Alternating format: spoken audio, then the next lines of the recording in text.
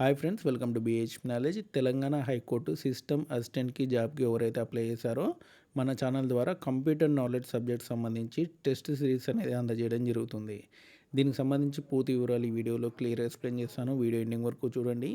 And యువత first time నా channel చూస్తున్నారో తప్పకుండా సబ్స్క్రైబ్ చేయండి.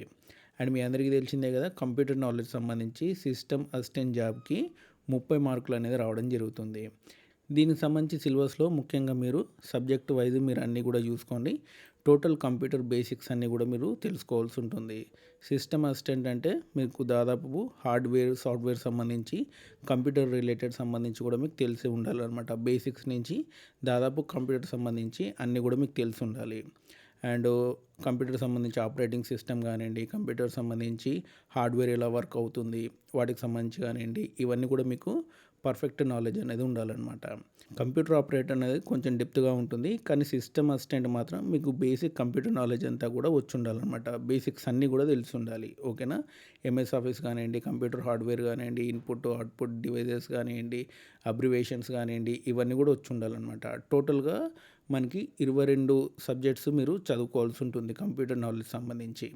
అండ్ ఇవన్నమాట, అవన్నీ కూడా మీకు ఈ పీడిఎఫ్ అనేది డిస్క్రిప్షన్లో ఇస్తాను.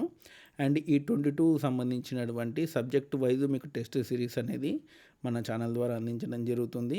అండ్ ఇక్కడ చూడండి, టోటల్గా 1500 బిట్స్ అనేది కవర్ అవుతాయి. విత్ సొల్యూషన్స్ కూడా ఉంటాయి. కొన్ని బిట్స్కి ఉండవు, కొన్ని బిట్స్కి ఉంటుందన్నమాట. దాదాపు మీరు కనుక ఈ 1500 బిట్స్ ప్రాక్టీస్ చేస్తే దాదాపు మీరు ఒక 3000 బిట్స్ ప్రాక్టీస్ చేసినట్టే. ఓకేనా? సో కాబట్టి కొన్ని బిట్స్కి మీకు సొల్యూషన్ కూడా ఉంటుంది, కాబట్టి సొల్యూషన్లో ఇంకా 2-3 బిట్స్ కూడా కవర్ అవుతాయి అన్నమాట. కాబట్టి దాదాపు మీరు 3000 బిట్స్ వరకు కూడా ఇండైరెక్ట్గా కవర్ చేయొచ్చు. మీకైతే 1500 బిట్స్ టోటల్గా టెస్ట్ సిరీస్లో మీకు ఉండడం జరుగుతుంది.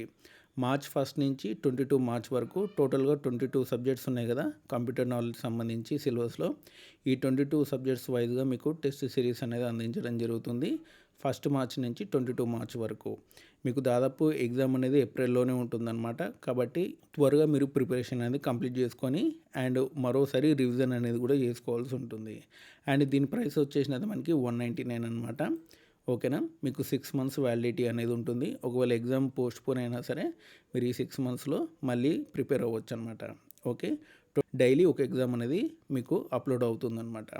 అది మీరు ప్రిపేర్ అయితే సరిపోతుంది. గట్టి ప్రిపేర్ అవ్వండి, ఎందుకంటే 30 మార్క్స్ అనేవి వస్తాయి కాబట్టి డెఫినెట్లీ మీకు ఫైనల్ సెలెక్షన్లో ఇదే చాలా ఇంపార్టెంట్ అవుతుందన్నమాట, కంప్యూటర్ నాలెడ్జ్ సబ్జెక్ట్ అనేది. సో కాబట్టి డెఫినెట్లీ కంప్యూటర్ నాలెడ్జ్ అనేది గట్టి ప్రిపేర్ అవ్వండి. ఒక 2-3 టైమ్స్ రివిజన్ అనేది కూడా చేసుకోండి. సో ఇదనమాట మనకి తెలంగాణ హైకోర్టు సంబంధించి సిస్టమ్ అసిస్టెంట్ కంప్యూటర్ నాలెడ్జ్ సంబంధించినటువంటి టెస్ట్ సిరీస్ వివరాలు. మీకు ఈ వీడియో నచ్చితే లైక్ చేయండి, షేర్ చేయండి, మన ఛానల్ తప్పకుండా సబ్స్క్రైబ్ చేయండి. Thanks for watching.